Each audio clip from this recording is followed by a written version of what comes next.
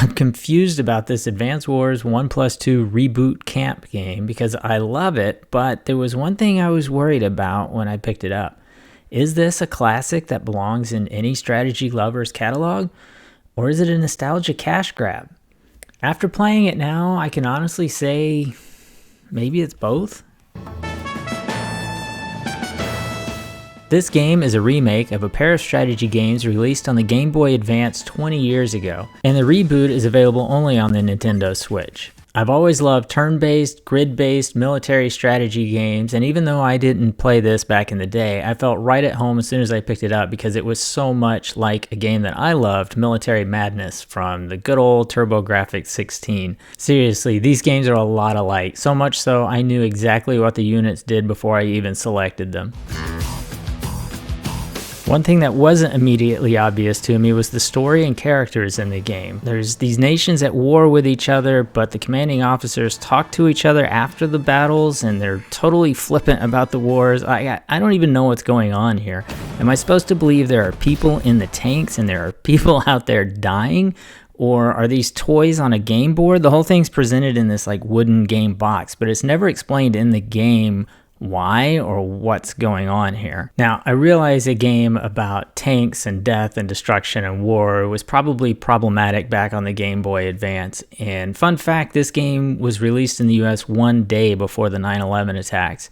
And even in modern days, obviously with the Russian invasion of Ukraine going on, I'm sure Nintendo wants to distance this game from actual real world war. So I understand why they give kind of this cartoon aesthetic to it and they take away a lot of that realism. That makes total sense, but even still, I don't understand the relationship between these characters or what's really going on in the story, and so I was never able to get invested in why this character used to be friends and they're not anymore, and there's this like love triangle and who's on whose side. It's intentionally confusing, but it's also never really explained. So that part was just frustrating to me.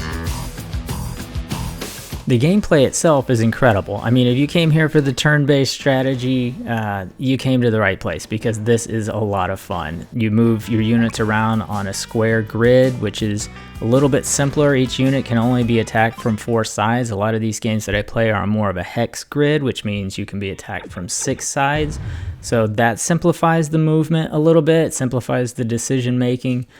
This game does a great job of easing you into the different strategies involved. Again, I'm familiar with these kinds of games, so I was able to pick it up and play it pretty quickly, but it definitely will ease you in if you're new to it. And it has a casual mode that's new to the game, or you can play in the slightly more difficult classic mode. But it's very newcomer friendly in that regard, but it definitely has that easy to learn, difficult to master flavor to it. So if you are a veteran or if you do want to spend more time with it, it's definitely going to be challenging.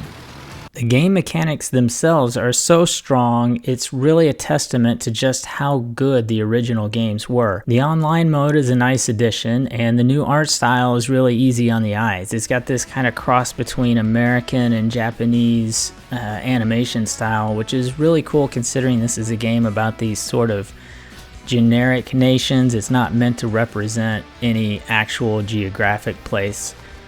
So the kind of blended art style works really well.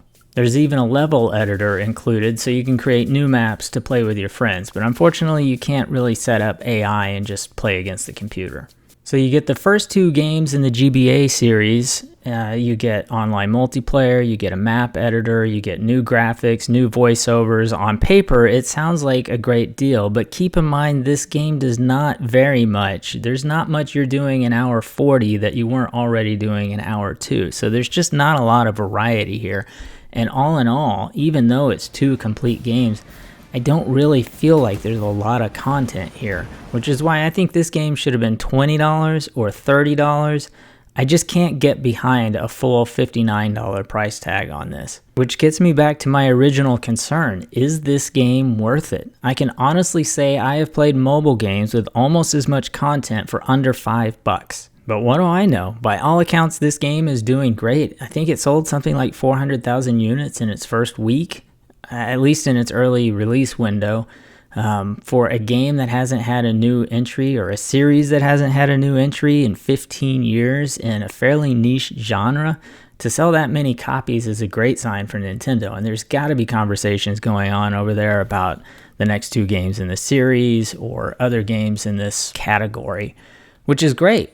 Bring it on. But for $59, I want a new game. I want a new experience. I want ranked online play. I want a map editor with AI enemies. There's so many things that could be added to this game. New COs, new scenarios, a new campaign. That's what I want to pay $59 for.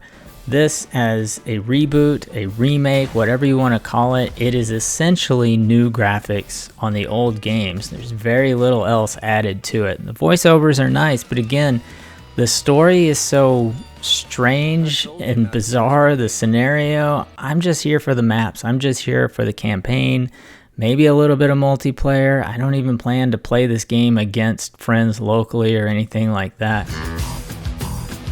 Until a new one comes out, I'll keep playing this one because this game is awesome. I love this game, which is why I'm so confused. I'll keep playing it. I'll keep wondering, was it worth it? I'll keep wondering, why is there a little kid commanding soldiers on the field of battle inside a little wooden game box against enemies who like him or something? I don't know. I'm so confused by it. I give it a thumbs up and all that. It's a great game, but I do think it's massively overpriced. I'm really confused about how to square that away with how much I enjoy playing the game. Does that make it worth the money?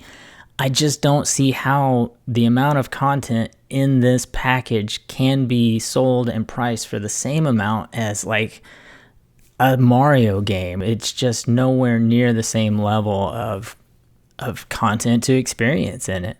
So please hit me up in the comments. Tell me if I'm crazy.